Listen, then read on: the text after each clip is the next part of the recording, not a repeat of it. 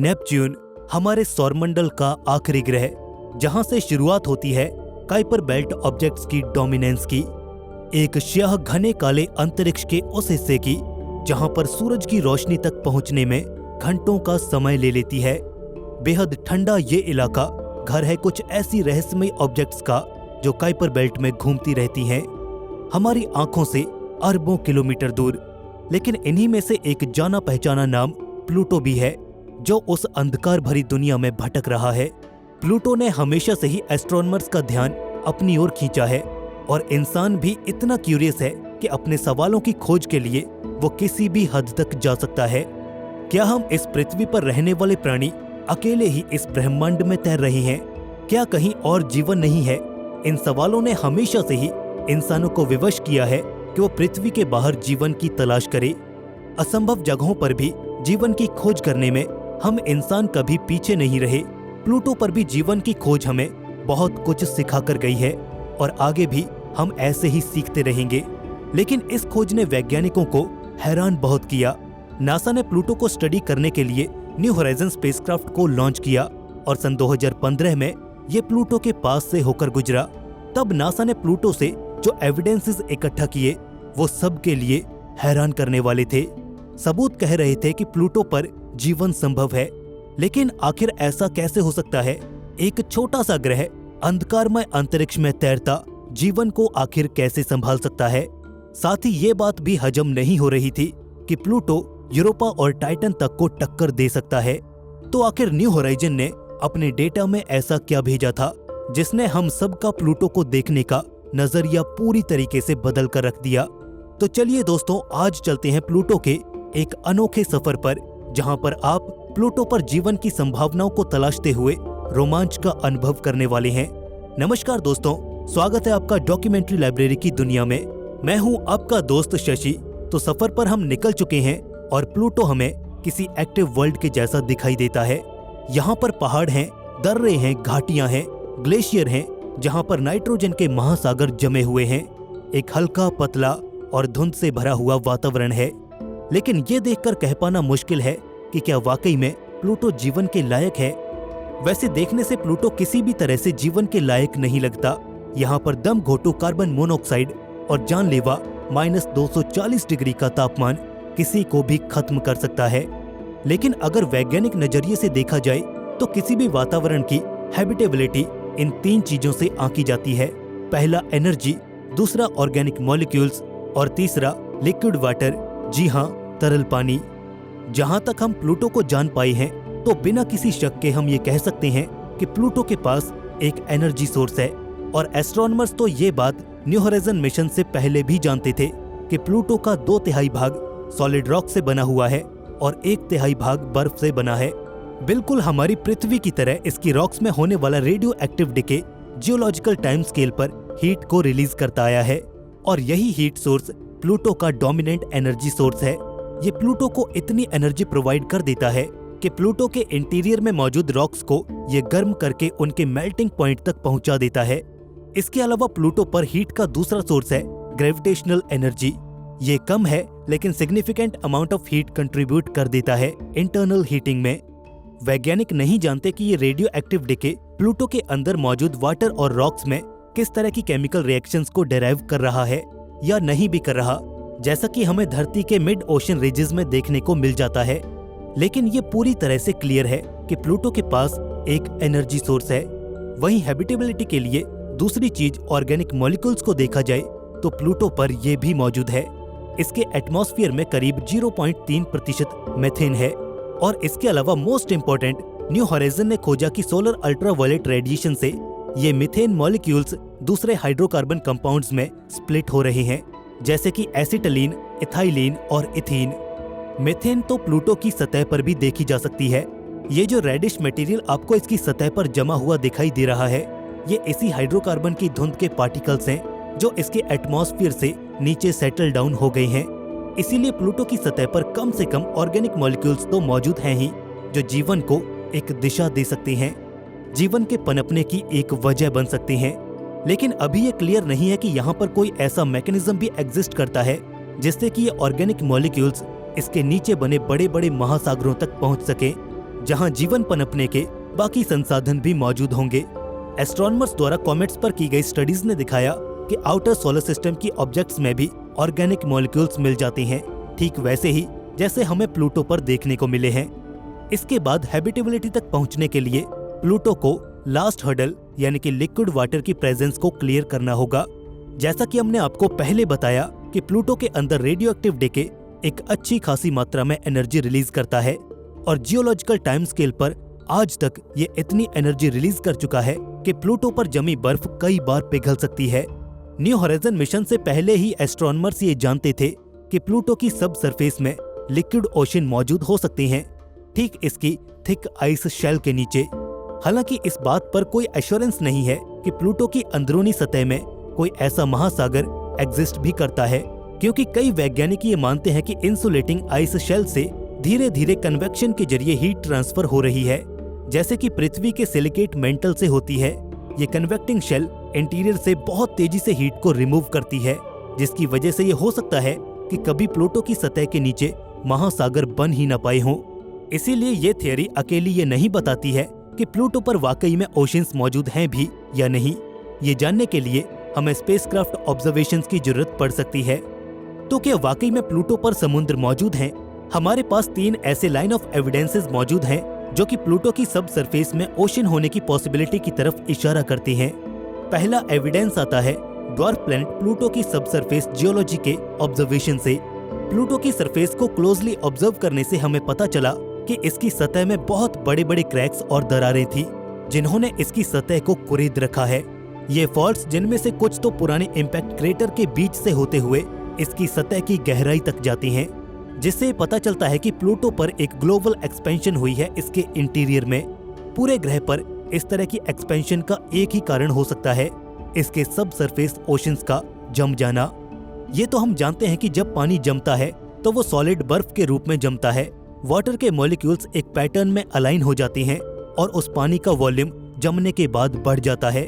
ठीक इसी तरह से हो सकता है कि प्लूटो के अंदर मौजूद पानी का ओशन जम गया हो और नतीजतन इसका वॉल्यूम बढ़ गया होगा, जिसने इसकी सतह को बाहर की ओर पुश किया होगा और प्लूटो की सतह पर क्रैक्स आ गए होंगे। इस जमी हुई बर्फ ने फिर अपने नीचे मौजूद पानी पर भी प्रेशर डालना शुरू किया होगा और फिर बाद में वो प्रेशर एक लिमिट से ज्यादा हो गया होगा और वो इरप्ट होकर प्लूटो की सतह पर आने लगा, जिसे वैज्ञानिक क्रायोवोल्केनिज्म कहते हैं। शनि ग्रह के चांद एनसेलेडस पर भी एक्टिव क्रायोवोल्केनिक इरप्शंस देखे जा सकते हैं, लेकिन प्लूटो पर इसके सबूत भी हमें कम ही नजर आ रहे हैं। 2 बड़े लार्ज स्ट्रक्चर के बीच में एक रहस्यमयी गहरा गड्ढा, ऊपर की ओर निकले उसके किनारे, वो एक क्रायोवोल्केनो हो सकता है। लेकिन न्यू होराइजन टीम को कन्विंस करने के लिए सिर्फ इतना काफी नहीं था। और फिर सतह की दरारों और आसपास के इलाके में अजीब से रंग का मिलना और उसकी कंपोजिशन, ये कोई स्ट्रॉन्ग एविडेंस नहीं है कि वो मटेरियल प्लूटो के इंटीरियर से ही आया है। और फिर से इस इंटरप्रिटेशन को भी कोई एक्सेप्ट नहीं करेगा, क्योंकि यहाँ पर जियोलॉजिकल एविडेंसेस का कोई एक स्पेसिफिक मीनिंग नहीं है। इसके साथ ही फ्रैक्चरिंग और क्रायोवोल्केनोज, ये दोनों उस चीज से कंसिस्टेंट नहीं है, जैसा कि वैज्ञानिक बोल रहे हैं कि प्लूटो के नीचे एक ओशन था और वो धीरे धीरे जम गया। ये चीजें ज्यादा मेल नहीं खाती हैं। दूसरा लाइन ऑफ एविडेंस प्लूटो का एक ऐसा फीचर है जो प्लूटो के पास है ही नहीं, लेकिन वैज्ञानिक मानते हैं कि प्लूटो के पास ये होना चाहिए, और ये वाकई में वैज्ञानिकों को हैरान करता है। जब कोई 2 बॉडीज जैसे कि अर्थ मून या फिर सैटर्न और उसका मून आयप्टस, जब मून्स किसी प्लैनेट को ऑर्बिट करते हैं तो ग्रेविटेशनल इंटरेक्शन की वजह से उनके इक्वेटर्स पोल्स की अपेक्षा ज्यादा बाहर निकले हुए दिखाई देते हैं। इसे बल्जिंग भी कहा जाता है। ये इक्वेटर बल्ज तब बनती हैं जब इतिहास में कभी चांद तेजी से घूमा करता था, और वो बल्जिंग धीरे धीरे समय के साथ परमानेंट होती चली जाती है। ये सैटर्न के मून आयप्टस के साथ भी है, और ऐसी हर एक बॉडी में देखने को मिल जाती है जो ज्यादा तेज घूमती है। वैज्ञानिक मानते हैं कि प्लूटो पर भी एक ऐसा इक्वेटोरियल बल्ज होना चाहिए, क्योंकि प्लूटो शुरुआती समय में काफी तेज घूमता होगा, लेकिन शेरन ने धीरे धीरे प्लूटो की गति को कम किया होगा, तो वो बल्ज जो इन दोनों के घूमने से प्लूटो पर आया होगा वो प्लूटो पर होना चाहिए। लेकिन न्यू होराइजन ने ऐसा कोई भी बल्ज प्लूटो पर डिटेक्ट नहीं किया है। तो वैज्ञानिकों को लगता है कि ऐसा तभी पॉसिबल है जब प्लूटो की सतह के नीचे एक सब सरफेस ओशन का निर्माण हो गया हो। इसकी सतह पर आइस शेल उस बल्ज को सहने के लिए काफी नहीं थी और वो कोलैप्स हो गई होगी। और यही पॉसिबल एक्सप्लेनेशन है कि प्लूटो की गहराइयों में कोई महासागर मौजूद है। प्लूटो पर ओशन की मौजूदगी का लास्ट लाइन ऑफ एविडेंस सबसे ज्यादा कॉम्प्लिकेटेड है और सबसे ज्यादा अजीबोगरीब भी। ये शुरू होता है प्लूटो की सतह पर मौजूद सबसे बड़े ब्राइट बेसिन स्पुतनिक प्लैनेटिया से। ये पूरा बेसिन वाला इलाका इतना ब्राइट इसलिए है क्योंकि यहाँ पर जमी हुई है नाइट्रोजन आइस, जो इस पूरे बेसिन को फिल करती है। ये आइस आती है नाइट्रोजन ग्लेशियर से, जहाँ से बहकर ये बर्फ आसपास के इलाकों में फैल जाती है। स्पुतनिक प्लैनेटिया को लेकर एक और अमेजिंग फैक्ट जुड़ा हुआ है इसकी लोकेशन को लेकर। ये रीजन बिल्कुल ऑपोजिट डायरेक्शन में है प्लूटो की उस साइड से जो हमेशा इसके चांद शैरन की तरफ रहती है। आपको बता दें कि प्लूटो और शैरन एक दूसरे से टाइडली लॉक्ड हैं, इसीलिए इनका एक ही फेस एक दूसरे की तरफ रहता है। तो ऐसे में अगर हम कोई एक्स्ट्रा मास उस प्लैनेट पर ऐड कर देते हैं, जैसे कि कोई बड़ी माउंटेन, तो प्लूटो कुछ इस तरह से घूम जाएगा जब तक कि वो एक्स्ट्रा मास स्पुतनिक प्लैनेटिया तक ना पहुंच जाए। वैज्ञानिक इस प्रोसेस को ट्रू पोलर वार्डर और TPW कहते हैं। TPW की वजह से ही प्लूटो की सरफेस डिस्टॉर्ट हो जाती है जब कोई एक्स्ट्रा मास इसमें ऐड कर दिया जाता है, और इस वजह से प्लूटो की सरफेस में एक्सपेंशन और फ्रैक्चर और इसके अलावा भी कई तरह के फीचर्स देखने को मिल जाते हैं। वैज्ञानिकों के लिए स्पुतनिक प्लैनेटिया की लोकेशन एकदम परफेक्ट सेंस बनाती है अगर ये एक एक्स्ट्रा मास की तरह बिहेव करे तो। लेकिन अब सवाल यह है कि ये बेसिन एक्स्ट्रा मास की तरह कैसे बिहेव कर सकता है। आफ्टर ऑल ये तो प्लूटो की सरफेस में एक गड्ढे जैसा है, तो इसका एक्सप्लेनेशन कुछ इस तरह से हो सकता है कि जैसे ही ग्लेशियर से नाइट्रोजन आइस बहकर इस गड्ढे में भर जाती है तो ये वाटर आइस से थोड़ी ज्यादा डेंस हो जाती है, और कुछ इस तरह से ये बेसिन एक्स्ट्रा मास में कुछ कंट्रीब्यूशन करता है। लेकिन आइस का कंट्रीब्यूशन बहुत कम है। एक और एक्सप्लेनेशन ये है कि इसके नीचे मौजूद वाटर आइस का भंडार। जब इसकी सरफेस के नीचे से वाटर आइस पिघल गई, इसके नीचे आइस शेल पतली हो गई और पिघल कर वो लिक्विड वाटर में बदल गई, तो उस वाटर ने एक्सेस मास की तरह काम किया। अगर हम नाइट्रोजन और थिन आइस शेल को कंबाइन कर दें तो ये एक्सेस मास इतना कैपेबल है कि ये TPW प्रोड्यूस कर पाए। तो ये एक्सप्लेनेशन भी प्लूटो के अंदर वाटर ओशन की तरफ इशारा करती है। सो न्यू होराइजन्स ने 3 लाइन ऑफ एविडेंसेस प्रोवाइड किए हैं कि प्लूटो पर सब सरफेस ओशंस हो सकते हैं। नंबर 1, सरफेस फ्रैक्चर्स और possible cryovolcanoes. Number 2, absence of equatorial bulge. Number 3, Sputnik Planitia represents excess mass. हालांकि इसमें से कोई भी line of evidence bulletproof नहीं है, लेकिन अगर इन सब को मिलाकर देखा जाए तो पॉसिबिलिटी कई गुना बढ़ जाती है कि प्लूटो पर भी वाटर ओशंस हो सकते हैं। वहाँ पर घट रही घटनाएं, वहाँ की परिस्थितियाँ इसके फेवर में है कि वहाँ पर जरूर कोई वाटर ओशन है। प्लूटो पर हैबिटेबिलिटी प्रूफ करने के लिए हमें 3 चीजें चाहिए थी। पहला, एनर्जी सोर्स जो कि प्लूटो के पास है। दूसरा, ऑर्गेनिक मॉलिक्यूल्स जिसका प्लूटो पर भंडार पड़ा है। और तीसरा, पानी जिसकी खोज अभी किसी अंजाम तक नहीं पहुंच पाई है। तो एग्जैक्टली प्लूटो पर हम वाटर ओशंस को कंफर्म कैसे करेंगे, क्योंकि ये आखिरी कड़ी है प्लूटो पर हैबिटेबिलिटी को प्रूफ करने की। पिछले 2 दशकों से वैज्ञानिक आइस बॉडीज पर सब सरफेस ओशंस को ढूंढने के लिए कई टेक्निक्स का यूज करते आ रहे हैं, लेकिन बैड लक कि इनमें से हम जो 2 बेस्ट टेक्निक्स यूज करते हैं उनको हम प्लूटो पर यूज नहीं कर सकते। पहली टेक्निक में हमें बैकग्राउंड मैग्नेटिक फील्ड चाहिए होगा, जिसकी वजह से बॉडी के साल्टी वाटर ओशन में करंट्स इंड्यूस हों, और फिर वैज्ञानिक इस इंड्यूस्ड करंट से बनने वाले सेकेंडरी मैग्नेटिक फील्ड की स्टडी करके सब सरफेस ओशन को कंफर्म कर सकते हैं। ये टेक्निक जुपिटर और इसके मून्स पर बहुत अच्छे तरीके से काम करती है, लेकिन प्लूटो के केस में यहाँ पर कोई बड़ी बैकग्राउंड मैग्नेटिक फील्ड नहीं है जो इस तरह के सिग्नल्स को प्रोड्यूस कर सके। दूसरी टेक्निक है बॉडी पर बनने वाली टाइड्स के साइज को मापना। टाइड्स जितनी बड़ी होंगी वहाँ पर वाटर ओशन होने के चांसेस उतने ही ज्यादा होंगे, लेकिन यहाँ पर भी प्लूटो और शैरन हमेशा एक ही फेस एक दूसरे की तरफ रखते हैं, जिससे कोई भी इफेक्टिव टाइड्स प्रोड्यूस नहीं होती हैं। तो ये दोनों मेथड प्लूटो पर काम नहीं करते, जिसकी वजह से प्लूटो पर ओशन होने की पुष्टि कर पाना एक टेढ़ी खीर है। और अभी के लिए प्लूटो पर पानी की खोज एक रहस्य बनी हुई है। तो अब सवाल है कि आखिर प्लूटो कितना हैबिटेबल है, क्या हम यहाँ पर जीवन की उम्मीद कर सकते हैं? तो देखिए, प्लूटो अरबों किलोमीटर दूर स्याह अंधकार में घूमता एक छोटा सा प्लेनेट है। हालांकि इसका इंटीरियर गर्म है, इस पर ऑर्गेनिक मॉलिक्यूल्स भी पाई जाती हैं, और लाइन ऑफ एविडेंसेस इस पर सब सरफेस ओशन होने की संभावना भी जताती हैं। इससे तो हमें लगता है कि ये छोटी सी दुनिया हैबिटेबिलिटी की बेसिक रिक्वायरमेंट्स को तो पूरा करती है। तो इसका ये मतलब बिल्कुल भी नहीं है कि प्लूटो एकदम जन्नत है जीवन के पनपने के लिए। ऐसा नहीं है, क्योंकि हम नहीं जानते कि ये तीनों चीजें एनर्जी, ऑर्गेनिक मॉलिक्यूल्स और वाटर आपस में कितना इंटरैक्ट कर पाते हैं। हालांकि ये हो सकता है कि रॉकी कोर सही तरीके से अपने ऊपर के वाटर ओशन को हीट पहुंचा पाती हो, पर फिर भी हम पक्के तौर पर ये नहीं जानते कि ऐसा सच में होता है। और अगर प्लूटो पर ऑर्गेनिक मॉलिक्यूल्स सिर्फ एटमॉस्फेयर में ही पाई जाती हैं, तो प्लूटो को ऐसा मैकेनिज्म चाहिए होगा कि ऑर्गेनिक मॉलिक्यूल्स इसके इंटीरियर में जा सकें, जिससे लाइफ अपने पहले स्वरूप की शुरुआत कर सके। लेकिन हमारे एविडेंसेस बताते हैं कि प्लूटो की शेल कोल्ड और रिजिड है, और शायद ही कोई ऐसा मैकेनिज्म एग्जिस्ट करता होगा जिससे कि ये ऑर्गेनिक मॉलिक्यूल्स इसके सब सरफेस ओशन में जा सकें। यानी कि प्लूटो पर इंग्रेडिएंट्स तो सब हैं, लेकिन आइसोलेटेड होने की वजह से शायद वहां लाइफ और हैबिटेबिलिटी पर एक तलवार लटक रही है।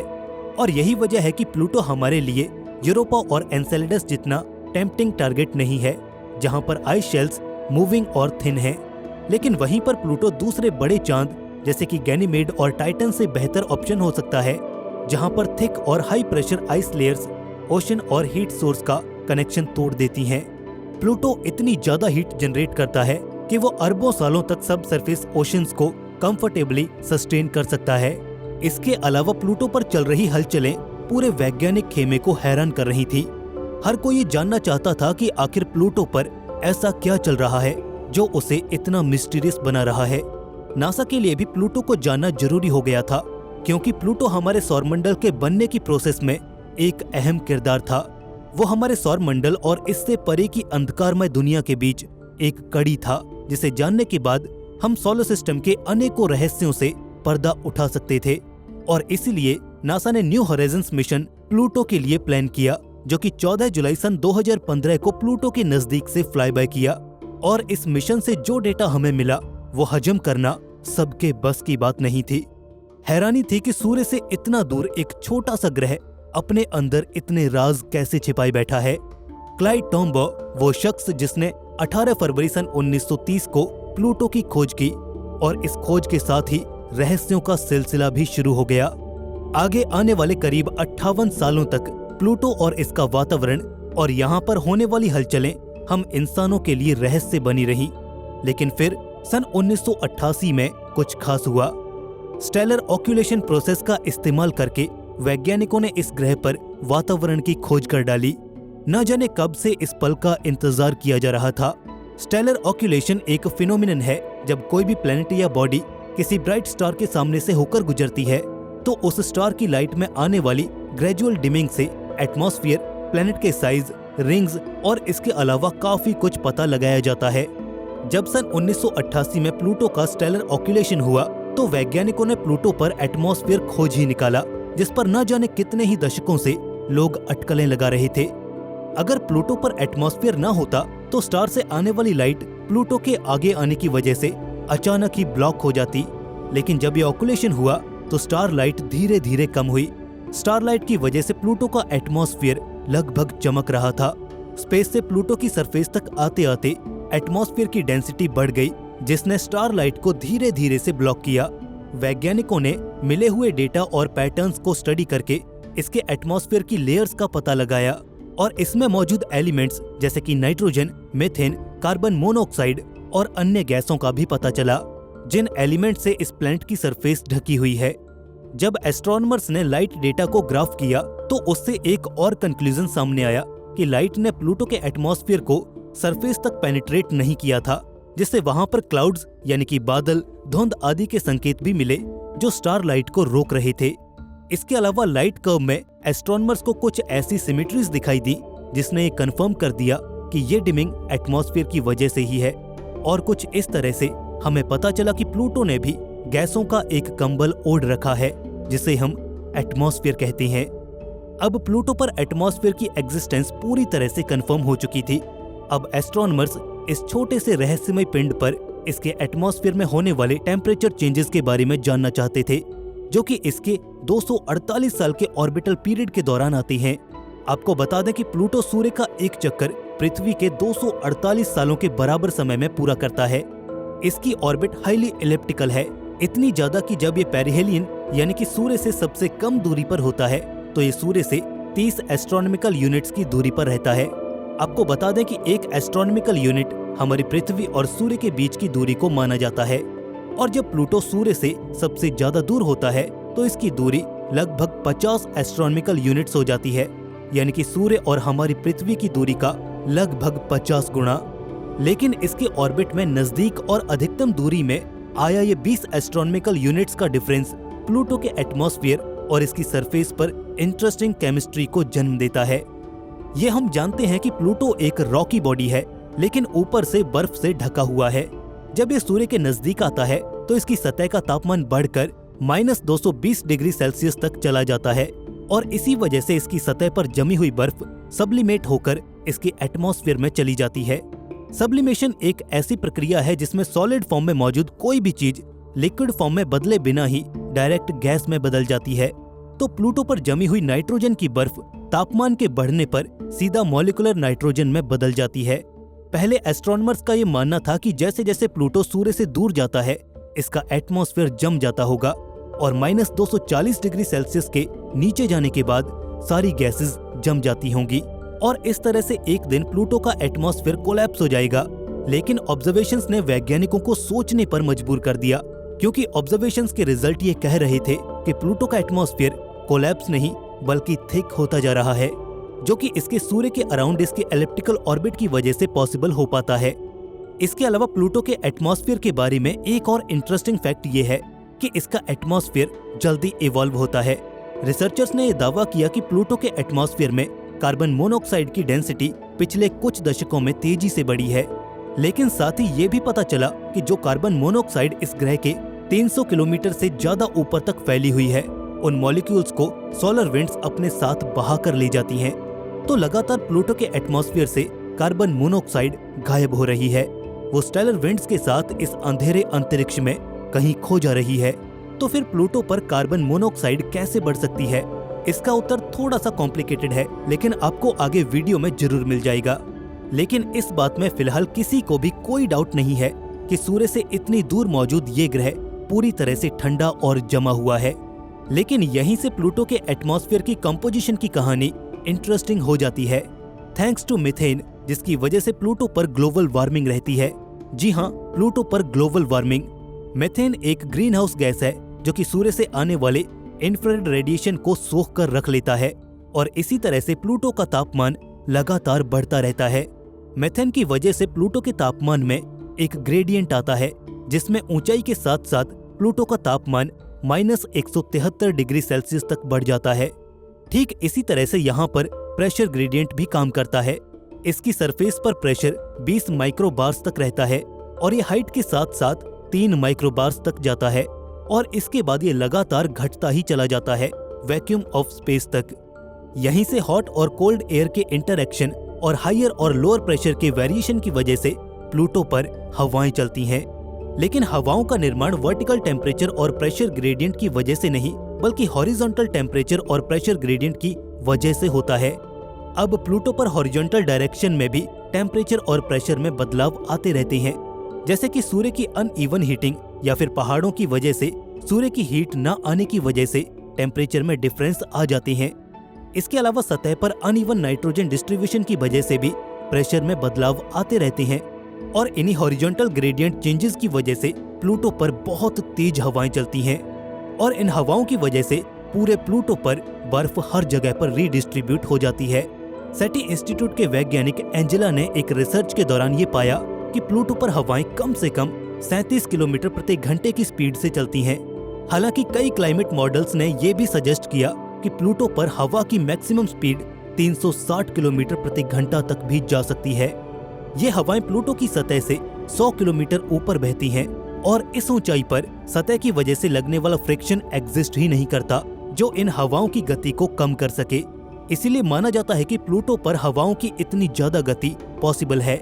ये बिल्कुल हमारी पृथ्वी की ही तरह है, जहाँ पर हवाओं की गति ऊंचाई के साथ बढ़ती जाती है।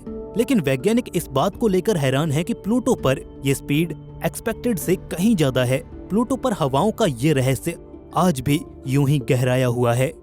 लेकिन सौर हवाएं यानी कि सोलर विंड्स इस रहस्य को और भी ज्यादा इंटरेस्टिंग बना देती हैं।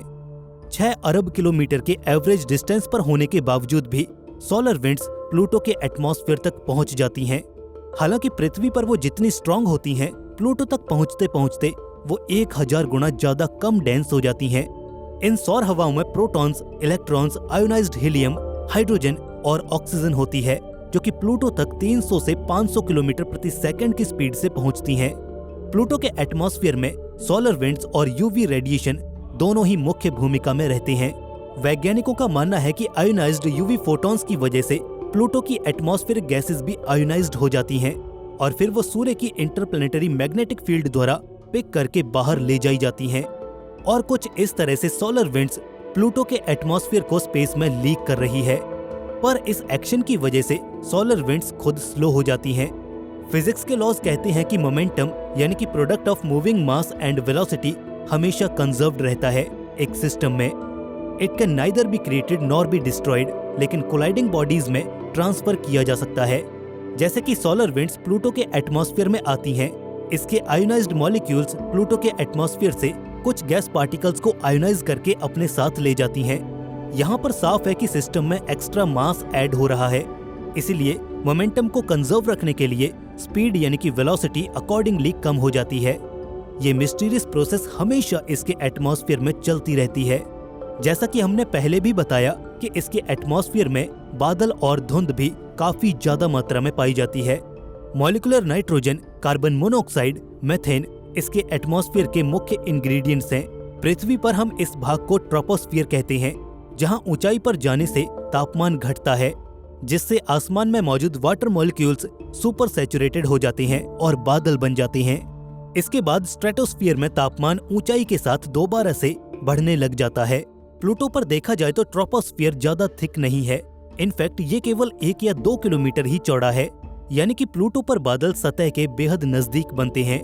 अब जब बादल बन रहे हैं तो बारिश भी होनी चाहिए और प्लूटो पर बरसती है बर्फ। लेकिन ये धरती पर गिरने वाली नॉर्मल बर्फ बिल्कुल भी नहीं होती। ये सिर्फ कॉम्पोजिशन से ही अलग नहीं है, बल्कि प्लूटो के एटमॉस्फेयर की वजह से भी डिफरेंट है। पृथ्वी पर बेहद ही घना और थिक एटमॉस्फेयर है, जो कि बहुत से वाटर मॉलिक्यूल से भरा होता है। लेकिन प्लूटो के वातावरण में ये कंटेंट बहुत कम है। पार्टिकल्स बहुत महीन हैं, जिनका साइज माइक्रोन्स में होता है, तो इनसे फॉर श्योर धरती जैसे स्नोफ्लेक्स तो नहीं बनते। लेकिन फिर भी यहाँ की स्नो रेगुलर हेक्सागोनल सिमेट्री को तो फॉलो करती है। ये जैसे पृथ्वी के स्नोफ्लेक्स के बेबी की तरह होते हैं, बेबी स्नोफ्लेक्स। आसमान से सिर्फ बर्फ गिरते देखना एक स्पेस लवर को कहाँ पसंद है। रात के आसमान में अरोराज को देखने का अपना अलग ही मजा है। एस्ट्रोनॉमर्स का मानना है कि प्लूटो का एक छोटा सा आइनोस्फीयर है और एक वीक मैग्नेटिक फील्ड भी मौजूद है, जिससे प्लूटो पर भी अरोराज देखने को मिल सकते हैं। लेकिन फिर भी एटमॉस्फेयर पतला होने की वजह से चांसेस काफी कम हो जाती हैं। प्लूटो का मैग्नेटिक फील्ड अभी भी हमारे लिए एक रहस्य बना हुआ है और बिना मैग्नेटिक फील्ड के हम अरोराज की कल्पना भी नहीं कर सकते। तो प्लूटो पर अरोराज का कॉन्सेप्ट भी अभी के लिए दूसरी चीजों के होने या ना होने पर डिपेंड कर रहा है। हालांकि अब जो रहस्य आप सुनने वाले हैं, उसने प्लूटो के बारे में हमारी पुरानी सारी मान्यताओं को बदल कर रख दिया है। हमने पहले भी बात की कि प्लूटो का एटमॉस्फेयर लीक हो रहा है, लेकिन एक सरप्राइजिंग डिस्कवरी ने एस्ट्रोनॉमर्स को चौंका दिया और वो डिस्कवरी है क्रायोवोल्केनिज्म की। मटेरियल जैसे कि वाटर, अमोनिया और मेथेन का वोल्केनिक इरप्शन। वैज्ञानिक इस बात से हैरान थे कि लीकेज के बाद भी प्लूटो के एटमॉस्फेयर में गैसेस की अमाउंट बढ़ती जा रही थी। इवन पिछले कुछ दशकों में प्लूटो का एटमॉस्फेयर थिक हुआ है, तो उसका कारण भी यही क्रायोवोल्केनोज हैं। एस्ट्रोनॉमर्स द्वारा की गई एक स्टडी में पता चला कि क्रायोवोल्केनो के लिए एटमॉस्फेयर में carbon monoxide, molecular nitrogen, methane और मॉलिक्यूलर हाइड्रोजन होनी चाहिए। अगर किसी भी बॉडी पर इसमें से कोई भी चीज ज्यादा होती है तो समझ लें कि उस बॉडी पर क्रायोवोल्केनोज होने के चांसेस काफी ज्यादा बढ़ जाते हैं। इसी के साथ ही प्लूटो के सबसे बड़े चांद शैरन पर भी क्रायोवोल्केनो होने की संभावनाएं भी मौजूद हैं। हालांकि हमारे पास डेटा है जो हमें प्लूटो के एटमॉस्फेयर के बारे में इतना कुछ बता रहा है। क्रायोवोल्केनो से निकलने वाली गैसेस इसके एटमॉस्फेयर में जाती हैं और इसी वजह से प्लूटो के एटमॉस्फेयर में गैसेस की मात्रा लगातार बढ़ती जाती है। और यही वजह है कि प्लूटो पर एटमॉस्फेयर थिक होता जा रहा है। इन वॉल्केनो से हमें पता चलता है कि प्लूटो के अंदर गतिविधियां आज भी चल रही हैं, यानी कि प्लूटो आज भी जिंदा है। एक समय था जब प्लूटो को एक ग्रह माना जाता था, लेकिन 2006 में इंटरनेशनल एस्ट्रोनॉमिकल यूनियन ने प्लूटो से ग्रह होने का खिताब छीन लिया। प्लूटो की कॉलोनाइजेशन की बात सुनकर ही अजीब लगता है। हालांकि आसान तो खैर मार्स और चांद का कॉलोनाइजेशन भी नहीं है, लेकिन फिर भी इनको कॉलोनाइज करने के लिए हमारे पास कई सारे प्लान्स मौजूद हैं जो कि आने वाले भविष्य में इम्प्लीमेंट किए जाएंगे। लेकिन प्लूटो को कॉलोनाइज करना आसान नहीं होने वाला। इसके बारे में हम जब सोचेंगे तो हमारे सामने चुनौतियों और सवालों का अंबार लग जाएगा, और इन सवालों और चुनौतियों के सॉल्यूशंस हम यहाँ पर जानने की कोशिश करेंगे, चाहे फिर वे सॉल्यूशंस हाइपोथेटिकल ही क्यों ना हो। अगर हम आज की टेक्नोलॉजी का उपयोग करके पृथ्वी के बाहर अगर किसी ग्रह पर जाना चाहते हैं तो सबसे करीब हमें मिलेगा मंगल ग्रह। यहाँ तक पहुँचने के लिए हमें 54 मिलियन किलोमीटर्स की दूरी तय करनी पड़ेगी, और आज की टेक्नोलॉजी के हिसाब से ये दूरी तय करने में हमको लगेंगे करीब 7 महीने। अब जरा सोचकर देखिए कि हमारे पड़ोसी ग्रहों तक जाने में हम सबको महीनों का समय लग रहा है, वहीं उस ड्वार्फ प्लैनेट पर जाने में हमें कितना समय लगेगा, जिसकी दूरी मिलियंस किलोमीटर्स में नहीं बल्कि बिलियंस किलोमीटर में है। जी हाँ, सही सुना आपने, 5.3732 बिलियन किलोमीटर्स। ये है दूरी प्लूटो और पृथ्वी के बीच की। न्यू हॉराइजन्स 14 जुलाई सन 2015 को प्लूटो के आसपास पहुंचा था। इसको प्लूटो तक पहुंचने में 9 साल से भी ज्यादा का समय लग गया। अब पिछले कुछ सालों में स्पेस टेक्नोलॉजी पहले के मुकाबले काफी विकसित तो हुई है, लेकिन अभी भी सौरमंडल के आखिरी कुछ ग्रहों तक पहुंचने में हमको 8 से 9 साल तो लग ही जाते हैं। स्पेस मिशन तो छोड़िए, ब्रह्मांड में सबसे तेजी से ट्रेवल करने वाली चीज यानी कि लाइट भी प्लूटो तक आसानी से नहीं पहुंच पाती। सूर्य से निकलने वाली लाइट को प्लूटो तक पहुंचने में करीब 5.5 घंटे का समय लग जाता है। अब कॉलोनाइजेशन का काम सिर्फ एक मिशन में तो पूरा नहीं हो सकता। जब भी हम किसी ग्रह को कॉलोनाइज करने की बात करते हैं तो सबसे पहले हम वहां पर इंसानों के रहने लायक जगहों का निर्माण करते हैं। ये जगहें उस ग्रह पर किया गया कोई कंस्ट्रक्शन हो सकती हैं, या फिर उस ग्रह के ऑर्बिट में चक्कर लगा रहा कोई स्पेस स्टेशन हो सकता है। जगह का निर्माण करने के बाद हम इंसानी पीढ़ी को जिंदा रखने के लिए कुछ बेहद जरूरी रिसोर्सेज का इंतजाम करते हैं। ये काम किसी एक स्पेस मिशन का तो नहीं हो सकता। प्लूटो पर कॉलोनाइजेशन करने का काम कई दशकों तक चलता रहेगा, और इसमें टेक्नोलॉजी, संसाधन और बहुत सारा पैसा खर्च होने वाला है। फिर भी मान लीजिए कि इसको कॉलोनाइज करने में लगने वाले संसाधन और पैसों का इंतजाम इंसानों ने कर लिया, और फाइनली अब डिसाइड किया जाता है कि प्लूटो पर एक ऐसा मिशन भेजा जाएगा जिसका लक्ष्य होगा इस पर इंसानी बस्ती बनाना। जब भी कोई इंसान प्लूटो की सतह पर अपना पहला कदम रखेगा, वैसे ही उसके जिंदा रहने का स्ट्रगल शुरू हो जाएगा। नाइट्रोजन, मीथेन, कार्बन मोनोऑक्साइड से मिलकर बना हुआ प्लूटो का वायुमंडल इंसानी शरीर का दम घोंटने के लिए काफी है। सबसे पहले तो हमें ऐसी टेक्नोलॉजी डेवलप करनी होगी जिससे हम इस ग्रह पर लंबे समय तक जिंदा रह सकें। हमें अपनी एस्ट्रोनॉट सूट की टेक्नोलॉजी को और एडवांस करना होगा, और हमें प्लूटो पर जिंदा रहना है तो शायद एस्ट्रोनॉट सूट को अपने शरीर का हिस्सा बना लेना होगा। ये सुनने में तो बहुत ही अजीब लगता है और डरावना सा भी लगता है, लेकिन असली डरावनी चीज तो अभी आने वाली है। रूस में एक छोटा सा शहर है ओमायकॉन, जहाँ का तापमान -50 डिग्री सेल्सियस तक पहुँच जाता है। यहाँ पर भी इंसान निवास करते हैं, लेकिन उनकी जिंदगी इतनी आसान नहीं होती। इतने कम तापमान का इंसानी शरीर पर बहुत बुरा असर पड़ता है। अब जरा सोचकर देखिए कि इस तापमान को अगर और भी ज्यादा नेगेटिव में ले जाया जाए और उसमें एक इंसानी शरीर को रखा जाए तो क्या होगा। -240 डिग्री सेल्सियस, ये वो तापमान है जो प्लूटो पर आपको मिलेगा। प्लूटो के कॉलोनाइजेशन को लेकर हमारा सपना तब पूरा होगा जब इस तापमान में अपने शरीर को हम जिंदा रखने की क्षमता विकसित कर पाएंगे। यहाँ पर हम जीव विज्ञान के नियमों को चुनौती दे रहे होंगे। अगर हमें प्लूटो के ठंडे तापमान से लड़ना है तो या तो हमें इस पूरे ड्वार्फ प्लेनेट को ही टेराफॉर्म करना होगा, या फिर कोई ऐसा बेस बनाना होगा जहाँ पर तापमान पूरे ग्रह के तापमान के मुकाबले ज्यादा हो। कम से कम इतना ज्यादा तो हो ही जितने में हम खुद को जिंदा रख सकें। किसी दूसरे ग्रह पर जाने में सबसे पहली चुनौती सर्वाइवल ही होती है। अगर हमारा शरीर प्लूटो या फिर किसी अन्य ग्रह पर एक अच्छे खासे वक्त के लिए जिंदा रह सके और ठीक तरह से काम कर सके, तो ही हम उस ग्रह पर बस्ती बनाने की सोच सकते हैं। क्योंकि हम फिलहाल एक कल्पना से गुजर रहे हैं। क्यों ना ये भी मान लिया जाए कि हमने ऐसी टेक्नोलॉजी डेवलप कर ली है जिससे हमारे शरीर को प्लूटो के वातावरण में काफी लंबे समय तक जिंदा रखा जा सकता है। यहाँ पर हमारा पहला चैलेंज जो कि है सर्वाइवल, इस पर हमने एक हाइपोथेटिकल विजय प्राप्त कर ली है। आगे का स्टेप क्या होगा? आगे हमें शुरुआत करनी होगी, इस ग्रह पर बस्तियां बसाने के लिए कंस्ट्रक्शन करनी होगी। अब यहाँ पर भी हमारे सामने दो बड़े चैलेंजेस हैं। सबसे पहले तो इस ग्रह की सरफेस और दूसरी ग्रेविटेशन। हमारे द्वारा किया गया कोई भी कंस्ट्रक्शन इस ग्रह की सतह पर टिकना मुश्किल होगा। कंस्ट्रक्शन छोड़िए, हमारा खुद का इस ग्रह पर टिकना मुश्किल हो जाएगा, क्योंकि यहाँ का गुरुत्वाकर्षण पृथ्वी के मुकाबले केवल 8% ही है। अगर आपका वजन 50 किलो है तो प्लूटो पर आप खुद को केवल 4 किलो का ही महसूस करोगे। ग्रेविटी के अलावा दूसरा चैलेंज जो हमारे सामने होगा वो है इसकी सतह। इसकी सतह 98% नाइट्रोजन आइस से बनी हुई है। ऐसी सरफेस में इतनी कम ग्रेविटी में कंस्ट्रक्शन करना आसान नहीं होने वाला। ऐसे वातावरण में इंसानों के रहने के लिए किसी बेस का कंस्ट्रक्शन कैसे किया जाएगा, ये शायद आने वाले फ्यूचर में हमको पता चल सके, जब स्पेस एक्सप्लोरेशन और इंसानी टेक्नोलॉजी बहुत ज्यादा विकास कर चुकी होगी। लेकिन फिलहाल ऐसा करना साइंस फिक्शन ही माना जाएगा। लेकिन अगर किसी तरह से प्लूटो पर बेस बन गया तो ये स्पेस एक्सप्लोरेशन में एक बहुत बड़ा मुकाम साबित होगा, क्योंकि ऐसे में प्लूटो हमारे इंटरस्टेलर एक्सप्लोरेशन का एक रास्ता खोल देगा।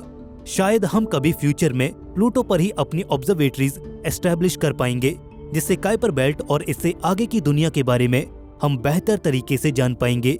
न्यू होराइजन खुद में एक लंबी कहानी है।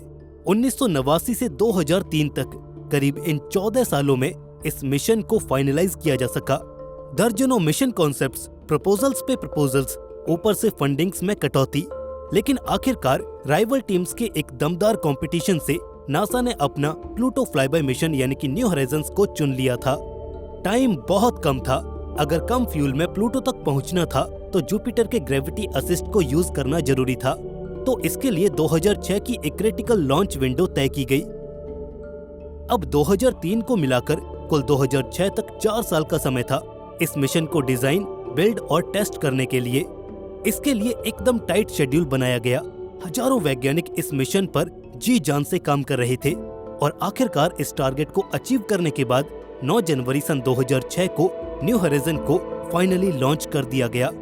इसके बाद न्यू होराइजन ने अंतरिक्ष के अंधकार में करीब 9.5 साल तक सफर किया और आखिरकार पहुंच पाया प्लूटो और इसके 5 चंद्रमाओं के पास। ये घटना अपने आप में ऐतिहासिक थी। 14 जुलाई सन 2015 का वो दिन सच में उन लोगों की जिंदगी का सबसे बड़ा पल था जिन्होंने अपनी सारी जिंदगी इस मिशन में लगा दी थी। जी हाँ, ये पूरा एक मिशन एकदम शुरुआत से लेकर आखिर तक 26 साल का था। और सबसे बड़ी बात ये थी कि इस मिशन का ना तो कोई बैकअप था, ना प्लान बी था और ना ही वॉयेजर 2 अगर वॉयेजर 1 फेल होता है तो। खैर, सब कुछ प्लान के मुताबिक ही चला। न्यू होराइजन कामयाब रहा। अगर सही मायनों में देखा जाए तो हमारे ही सौरमंडल ने हमें उस आखिरी छोर तक पहुंचाया था। भले ही समय लगा, लेकिन दैट वाज वर्थ इट। जब न्यू होराइजन से डेटा धरती पर आया तो उसने प्लूटो पर बहुत बड़े नाइट्रोजन के ग्लेशियर्स दिखाए, मीथेन और वाटर आइस के बड़े बड़े पहाड़, एक कॉम्प्लेक्स एटमॉस्फेयर और एक ऐसी दुनिया दिखाई जो करीब पिछले 4 अरब साल से इंटेंसली एक्टिव मालूम पड़ रही थी। लेकिन सिर्फ इतना ही नहीं, इसके अलावा और कुछ भी था। डेटा में ऑर्गेनिक कंपाउंड्स के एविडेंसेस भी देखने को मिले। प्लूटो के इतिहास में इसकी सतह पर तरल के होने के ट्रेसेस भी थे। आइस वॉल्केनोज जो कि सतह के ऊपर फूट रहे थे और एक महासागर, एक छिपा हुआ पानी का महासागर इसकी सतह के नीचे। वैज्ञानिकों को एक मिशन से इतना कुछ मिलना किसी खजाने से कम नहीं था। प्लूटो के अलावा इसके मून्स ने भी डिसअपॉइंट नहीं किया। न्यू होराइजन के डेटा ने बताया कि प्लूटो का चांद शेरन अतीत में हुए प्लूटो और किसी ड्वार्फ प्लैनेट के बीच एक बड़ी टक्कर के कारण बना है। इसके अलावा शेरन की सतह बेहद रहस्यमय तरीके से रिफ्लेक्टिव है, पर इसके पोलर कैप्स एकदम डार्क हैं, जो कि हो सकता है कि वहां से मीथेन इसके एटमॉस्फेयर से एकदम एस्केप कर गई हो, जिसकी वजह से पोल्स पर शेरन डार्क दिखाई देता है। ये तो महज कुछ ही खोजें हैं जो न्यू होराइजन ने अपने सिंगल फ्लाईबाय के दौरान की थी, लेकिन अब वैज्ञानिकों को लगता है कि उनसे बहुत कुछ छूट गया है। असल में अब एक नए मिशन की जरूरत है प्लूटो को और गहराई में स्टडी करने के लिए।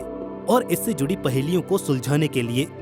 अब सबसे बड़ा सवाल यह है कि आखिर न्यू होराइजन के बाद भी हमें प्लूटो के लिए मिशन क्यों भेजना चाहिए? तो इसके कई कारण हैं। पहला है कि न्यू होराइजन एक फ्लाई बाय नेचर का मिशन था। स्पेसक्राफ्ट प्लूटो की तरफ 84,000 किलोमीटर पर आवर की स्पीड से बढ़ रहा था और प्लूटो फ्लाईबाय के दौरान ये 11 किलोमीटर प्रति सेकंड की स्पीड से प्लूटो के नजदीक से निकल गया और इस दौरान न्यू होराइजन प्लूटो की 40% सरफेस को ही ढंग से मैप कर पाया और शैरन के केस में भी कुछ ऐसा ही था। इसके अलावा प्लूटो के जो 4 चंद्रमा बच गए उनके बारे में तो हम और भी कम जान पाए हैं क्योंकि स्पेसक्राफ्ट उनकी तरफ गया ही नहीं। दूसरी चीज, प्लूटो एक डायनेमिक वर्ल्ड है, यानी कि यहाँ पर हर पल कुछ न कुछ बदलता रहता है। नाइट्रोजन के ग्लेशियर्स, एवलांचेस और यहाँ का कॉम्प्लेक्स एटमॉस्फेयर यहाँ की जियोलॉजी को चेंज करता रहता है। पर न्यू होराइजन के फ्लाईबाय के दौरान हम प्लूटो पर सिर्फ 24 घंटे के करीब ही नजर रख पाए, जिससे कि हमें यहाँ का एक बेहतरीन स्नैपशॉट तो मिल जाता है, लेकिन इससे हमें प्लूटो पर होने वाले डेली चेंजेस, सीजनल चेंजेस और जियोलॉजिकल चेंजेस के बारे में कोई जानकारी नहीं मिलती। और ये काम सिर्फ एक ऑर्बिटर मिशन से ही पॉसिबल हो सकता है जो प्लूटो के ऑर्बिट में सालों साल तक घूमता रहे। फ्लाईबाय मिशन से ऐसा करना इम्पॉसिबल है। और तीसरी चीज जो हमें प्लूटो के लिए नए मिशन के बारे में सोचने पर मजबूर करती है वो है नए और एडवांस इंस्ट्रूमेंट्स। हम ये जानते हैं कि न्यू होराइजन के डेटा से जो नए सवाल खड़े हो रहे हैं उन्हें हम एडवांस इंस्ट्रूमेंट्स के जरिए सॉल्व कर सकते हैं। अगर हम प्लूटो पर एक ऑर्बिटर मिशन भेजते हैं तो हम रडार के जरिए इसके ग्लेशियर्स के अंदर तक झांक सकते हैं और पता कर सकते हैं कि ये कितने गहरे हैं। मास स्पेक्ट्रोमीटर से इसके एटमॉस्फेयर की कंपोजिशन और यहाँ पर पाई जाने वाली हेज के नेचर को भी हम समझ सकते हैं। और इसके अलावा रेडियो ट्रैकिंग से हम प्लूटो पर इसके इंटीरियर में मौजूद ओशियंस का भी पता लगा सकते हैं कि वाकई वो एग्जिस्ट करते भी हैं या नहीं। थर्मल मैपर से ये पता लगाया जा सकता है कि प्लूटो के अथाह ग्लेशियर्स को आखिर पावर कहाँ से मिल रही है। क्या इसके अंदर आज भी एंशिएंट आइस वॉल्केनोज एक्टिव हैं? ये भी पता लगाया जा सकेगा। क्या ये प्लेनेट जिंदा है, यानी क्या इसकी कोर आज भी एक्टिव है या डेड है या फिर ठंड से जम चुकी है? बिना मैग्नेटोमीटर के ये पता नहीं लगाया जा सकता और बिना ऑर्बिटर के ये पॉसिबल नहीं है। और आखिरकार प्लूटो के पोल्स की डार्कनेस में मैप करने के लिए हमें लाइडार जैसे एडवांस और एक्टिव इंस्ट्रूमेंट्स चाहिए होंगे, जिससे हमें प्लूटो के नाइट साइड और डे साइड में आने वाले टेम्परेचर चेंजेस का पता चल सके। और इन सब कामों को अच्छे से करने के लिए हमें एक ऑर्बिटर चाहिए होगा, और वो ऑर्बिटर एक दिन या फिर कुछ दिन नहीं बल्कि सालों के ऑपरेशन के लिए डिजाइन किया जाए, जो हफ्ते दर हफ्ते हमें डेटा भेजता रहे और वो प्लूटो और उसके चंद्रमाओं पर लगातार नजरें बनाए रखे और उनकी जियोलॉजी और एटमॉस्फेयर को इवॉल्व होते हुए देख पाए। Mission design. प्लूटो के लिए ये मिशन कॉन्सेप्ट तो रेडी है, लेकिन इस मिशन को डिजाइन करना अगला सबसे चैलेंजिंग स्टेप है। साउथ वेस्ट रिसर्च इंस्टीट्यूट में वैज्ञानिकों की एक टीम ने इस टॉपिक पर पूरे 2 साल तक रिसर्च की कि प्लूटो के ऑर्बिट में एक ऑर्बिटर को कैसे इम्प्लीमेंट किया जाए। रिसर्च में पता चला कि न्यू होराइजन के स्केल के स्पेसक्राफ्ट को एडवांस इंस्ट्रूमेंट्स के साथ लॉन्च करने के लिए नए सैटर्न वी क्लास के नए लॉन्च व्हीकल की जरूरत होगी। जुपिटर के ग्रेविटी असिस्ट, एक न्यूक्लियर इलेक्ट्रिक स्टेज और एक केमिकल प्रोपल्शन ब्रेकिंग स्टेज हमें चाहिए होगा प्लूटो तक पहुंचने के लिए। वैज्ञानिकों ने स्टडी में पता लगाया कि ऑर्बिटर में किस तरह के पेलोड्स होने चाहिए, किस तरह का ऑर्बिटर टूर पॉसिबल हो पाएगा, स्पेसक्राफ्ट में मेन एट्रीब्यूट्स क्या होंगे और स्पेसक्राफ्ट को धरती से प्लूटो तक कैसे पहुंचाया जाएगा। सबसे बड़ा ब्रेक थ्रू जो इस स्टडी से मिला वो था प्लूटो तक पहुंचने के लिए प्रोपल्शन सिस्टम रिक्वायरमेंट का सॉल्यूशन। पहले तो रिसर्चर्स ने काफी ज्यादा प्रोपेलेंट मास ऐड कर दिया था स्पेसक्राफ्ट में, लेकिन बाद में उन्होंने ये पाया कि वर्चुअली उन्हें प्लूटो और इसके मून्स को एक्सप्लोर करने के लिए जो प्रोपेलेंट चाहिए उसे एलिमिनेट किया जा सकता है प्लूटो के सबसे बड़े चांद शैरन के क्लोज फ्लाईबाय करके, यानी कि रिपीटेड ग्रेविटी असिस्ट का यूज करके। ये बिल्कुल सैटर्न को एक्सप्लोर करने के लिए भेजे गए कैसिनी मिशन के जैसा है, जिसने सैटर्न और उसके मून्स को स्टडी करने के लिए उसके सबसे बड़े चांद टाइटन की ग्रेविटी असिस्ट का यूज किया था। और जब वैज्ञानिकों की टीम ने इस आइडिया को सिमुलेट किया तो इसने एकदम परफेक्ट काम किया, जिसने मोस्ट ऑफ द फ्यूल ले जाने का झंझट ही खत्म कर दिया। The timeline. मिशन डिजाइन के बाद इस मिशन की टाइमलाइन को वैज्ञानिकों ने कुछ इस तरह से क्रिएट किया। दिसंबर 2028 में ये मिशन लॉन्च किया जाएगा। दिसंबर 2030 में ये जुपिटर को फ्लाईबाय करेगा और ग्रेविटेशनल स्लिंगशॉट से अपनी स्पीड को बढ़ा लेगा। 2046 में जाकर ये प्लूटो के ऑर्बिट में जाने के लिए ब्रेकिंग को यूज करेगा और सन 2059 में ये मिशन पूरा होगा। हम प्लूटो तक और भी जल्दी पहुंच पाएंगे अगर हमारे पास ब्रेकिंग थ्रस्ट बढ़ाने के लिए एक हाई पावर न्यूक्लियर सिस्टम मौजूद हो, जिससे स्पेसक्राफ्ट प्लूटो के पास जाकर तेजी से स्लो डाउन हो सकेगा। लेकिन अभी के हिसाब से हमारे लिए स्लो ट्रेजेक्ट्रीज ही फिजिबल हैं। ये मिशन 2 साल तक प्लूटो और इसके चंद्रमाओं को स्टडी करेगा। शेरन के ग्रेविटेशनल असिस्ट को यूज करके ब्रेकिंग मैन्यूवर को कंप्लीट किया जाएगा और इसके बाद प्लूटो के ऑर्बिट में स्पेसक्राफ्ट को प्लेस किया जाएगा। प्लेनेट के अराउंड इसके ऑर्बिट कुछ हफ्ते के ड्यूरेशन का होगा और इस क्लोज फ्लाईबाय के दौरान ये प्लूटो के हर एक मून को एक्सप्लोर करता जाएगा। इस तरह के दर्जनों भर फ्लाईबाय किए जाएंगे और अकेले शेरन के 30 से भी ज्यादा क्लोज फ्लाईबायज को प्लान किया गया है। इससे स्पेसक्राफ्ट दोनों इक्वेटोरियल और पोलर ऑर्बिट्स में प्लूटो को मैप कर पाएगा, साथ ही इसके अपर एटमॉस्फेयर से सैंपल्स को भी कलेक्ट कर पाएगा। हालांकि ये मिशन काफी लंबे समय तक चलेगा, लेकिन 2 साल के तय वक्त के बाद स्पेसक्राफ्ट को अपने सारे ऑब्जेक्टिव्स को पूरा करना होगा। द स्पेसक्राफ्ट ऑर्बिटर स्पेसक्राफ्ट की मोस्ट ऑफ द कैपेबिलिटीज जो हमें चाहिए वो न्यू होराइजन के समान ही होंगी, लेकिन फ्लाइट सिस्टम की वजह से ऑर्बिटर का पेलोड मास करीब दोगुना हो जाएगा। एक फुल फ्लेजेड स्पेसक्राफ्ट सिस्टम और साथ में इलेक्ट्रिकल और केमिकल प्रपल्शन सिस्टम का भार ही करीब 2339 किलोग्राम के करीब होगा। ये फिलहाल अभी के एस्टिमेट्स हैं। हालांकि जो लॉन्च व्हीकल वैज्ञानिकों ने चुना है इसे लॉन्च करने के लिए, वो इससे भी 30% ज्यादा पेलोड को स्पेस में लॉन्च कर सकता है। भले ही ऑर्बिटर की most of the capabilities new horizon के समान ही होंगी, लेकिन इसमें कुछ डिफरेंसेस भी होंगे और यहाँ पर हम प्रपोज्ड ऑर्बिटर और न्यू होराइजन में 3 प्राइमरी डिफरेंसेस पर बात करेंगे। पहला है, ऑर्बिटर को ज्यादा ऑन बोर्ड फ्यूल चाहिए होगा, क्योंकि अपने मिशन पीरियड के दौरान उसे अपनी ऑर्बिट में लगातार करेक्शंस करने होंगे।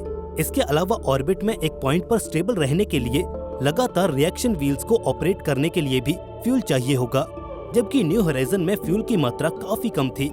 दूसरा है ज्यादा बड़े ऑनबोर्ड डेटा स्टोरेज की जरूरत। न्यू होराइजन 16 GB के ऑनबोर्ड डेटा स्टोरेज के साथ भेजा गया था, जबकि ऑर्बिटर को ज्यादा फ्रीक्वेंटली काम करना पड़ेगा, इसीलिए रिलायबल डेटा स्टोरेज जरूरी हो जाता है। तीसरा और सबसे बड़ा जो चेंज होगा वो होगा ज्यादा कैपेबल कम्युनिकेशन सिस्टम को लेकर। न्यू होराइजन के सिंगल फ्लाईबाय मिशन के डेटा को रिटर्न करने के लिए जिस कम्युनिकेशन सिस्टम को बनाया गया था, उसने 16 महीनों में अपना काम पूरा किया था, जो कि एक ऑर्बिटर के लिए यूजफुल नहीं है। ऑर्बिटर को हर 15 से 30 दिन के अंदर कलेक्टेड डेटा धरती पर भेजना होगा, जिसके लिए कहीं ज्यादा बड़ा डिश एंटीना और ट्रांसमीटर चाहिए होगा, जो कि न्यू होराइजन से करीब 10 गुना ज्यादा पावरफुल होगा। इसके साथ ही वो कैपेबल होगा अपने सॉफ्टवेयर से बैकग्राउंड नॉइज अपनी इमेजेस और स्पेक्ट्रा से रिमूव करने में। और खुशकिस्मती है कि ये सारे चेंजेस करने के लिए हमें कोई नई टेक्नोलॉजी विकसित करने की जरूरत नहीं है। ये मिशन हमारी एग्जिस्टिंग टेक्नोलॉजी के साथ ही फेजिबल है। 2015 से पहले, यानी कि प्लूटो के एक्सप्लोरेशन से पहले, ज्यादातर प्लेनेटरी साइंटिस्ट यही सोचते थे कि न्यू होराइजन के बाद एक नेचुरल फॉलो फ्लाईबाय मिशन किया जाए, जिससे काइपर बेल्ट के सभी ड्वार्फ प्लैनेट्स को भी एक्सप्लोर कर लिया जाएगा। इस तरह से ड्वार्फ प्लैनेट्स की डाइवर्सिटी को हम बिल्कुल उसी वे में एक्सप्लोर कर सकते हैं जैसे मैरिनर, पायनियर और वॉयेजर मिशंस ने एक्सप्लोरेशन को अंजाम दिया था।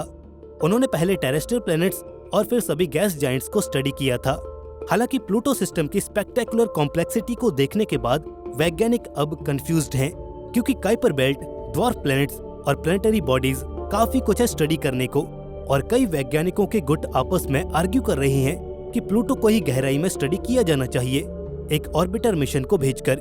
वहीं कुछ कम्युनिटीज इस पक्ष में हैं कि न्यू होराइजन की तरह फ्लाईबाय मिशन किया जाना चाहिए, ताकि हम प्लूटो जैसी एक से ज्यादा काइपर बेल्ट ऑब्जेक्ट्स को स्टडी कर पाएंगे। इस कड़ी में वैज्ञानिकों की रिसर्च टीम को दूसरा बड़ा ब्रेक थ्रू मिला कि प्लूटो ऑर्बिटर मिशन से हम दोनों काम करवा सकते हैं। प्लूटो को डीप स्टडी भी कर सकते हैं और काइपर बेल्ट में वाइड जाकर दूसरी बॉडीज को भी एक्सप्लोर कर सकते हैं। इन दोनों मिशंस को एक अफोर्डेबल कॉस्ट पर कंबाइन करके सिंगल मिशन करने के लिए हमें दोनों साइड हो रहे मुनाफे और घाटे को देखना होगा। ये एक तरह से टग ऑफ वॉर होगी, काइपर बेल्ट में वाइड जाकर दूसरे ड्वार्फ प्लैनेट्स को स्टडी करने और डीप जाकर प्लूटो सिस्टम को स्टडी करने में। और वैज्ञानिकों ने जो रिजल्ट आएगा उसे कहा है all in one concept, the gold standard Pluto Kuiper belt exploration mission. अब ये नई टर्म द गोल्ड स्टैंडर्ड क्या है? Game changing gold standard mission कुछ इस तरह से काम करता है।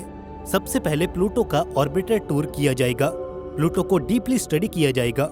इसके बाद प्लूटो के मून शैरन को ग्रेविटी असिस्ट फ्लाई बाय करके ऑर्बिटर को प्लूटो के सिस्टम से बाहर निकालकर आगे काइपर बेल्ट में भेज दिया जाएगा, वो भी बिना किसी प्रपल्शन को यूज किए। इसके बाद पहले से एग्जिस्टिंग टेक्नोलॉजिकल कैपेबिलिटीज जिसे नासा अपने डॉन मिशन में यूज कर चुका है, इलेक्ट्रिकल प्रपल्शन सिस्टम, उसे यूज करके स्पेसक्राफ्ट काइपर बेल्ट में आधे दर्जन से भी ज्यादा छोटी छोटी ऑब्जेक्ट्स को एक्सप्लोर और स्टडी कर पाएगा, जिसमें कई बौने ग्रह भी शामिल होंगे। इनफैक्ट कई सिनेरियोज में तो Dawn propulsion system Pluto orbiter को किसी दूसरे डॉर्फ प्लेनेट के ऑर्बिट से निकालकर अन्य किसी ऑर्बिटल मिशन के लिए भी यूज किया जा सकता है। ये टेक्नोलॉजी वाकई इस मिशन के लिए गेम चेंजिंग साबित हो सकती है। इस रिसर्च से मिले इन ब्रेक थ्रूज ने इस डिबेट को ही खत्म कर दिया कि next exploration mission new horizon की तरह एक फ्लाई बाय मिशन होना चाहिए या फिर एक प्लूटो ऑर्बिटर मिशन होना चाहिए। ये डिबेट करना ही बेकार है, क्योंकि सिर्फ एक मिशन ही दोनों काम कर सकता है। ऐसा कोई मिशन फिलहाल किसी बड़ी स्पेस एजेंसी ने प्लान नहीं किया है, लेकिन हो सकता है कि 2020 और 2030 के दशक के आखिरी सालों में ये लॉन्च हो जाए। इससे प्लैनेटरी साइंस स्टडीज के क्षेत्र में एक बड़ा इम्पैक्ट देखने को मिलेगा। Planets, planetesimal formation, ocean worlds, exotic atmospheres, dwarf planets कैसे काम करते हैं और इवन एस्ट्रोबायोलॉजी में हमारी एक्सप्लोरेशन का विस्तार होगा। ये मिशन स्पेस एक्सप्लोरेशन में एक बड़ा माइलस्टोन साबित होगा और शायद इसे वॉयेजर से कहीं ज्यादा समय तक याद भी रखा जाएगा। ये हमें हमारे ही सौरमंडल के एलियन वर्ल्ड्स की सैर करवा पाएगा। दोस्तों, क्या आप किसी ऐसे मिशन को अपने लाइफ टाइम में देखना चाहते हो? और इस तरह के मिशन पर आपकी राय क्या है? हमें कमेंट सेक्शन में लिखकर जरूर बताइएगा। दोस्तों, आपको ये वीडियो कैसा लगा? अगर वीडियो पसंद आया तो इसे लाइक और दोस्तों में शेयर जरूर कीजिए। ऐसी और इन्फॉर्मेटिव वीडियोस के लिए चैनल को सब्सक्राइब करके बेल नोटिफिकेशन इनेबल जरूर कर लीजिए। दोस्तों, जल्द मिलेंगे ऐसे ही एक और नए इन्फॉर्मेटिव वीडियो के साथ। तब तक के लिए स्टे क्यूरियस, बी हैप्पी। नमस्कार।